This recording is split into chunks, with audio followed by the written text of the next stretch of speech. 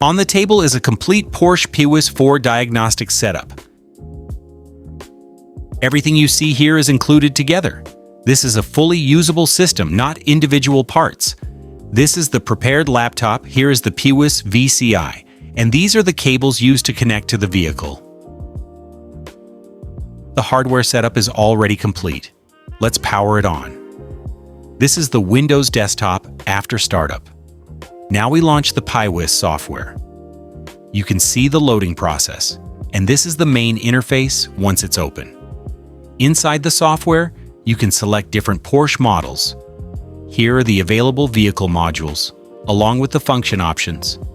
The layout is clear and easy to navigate. This system supports fault code reading and clearing, live data viewing, module access, coding and matching, and service reset functions. Here's a quick demonstration. We'll enter a module or open live data just to show the system responds properly. This is a full Porsche PIWIS4 system. Each unit is tested before shipment. It's ready to use once you receive it.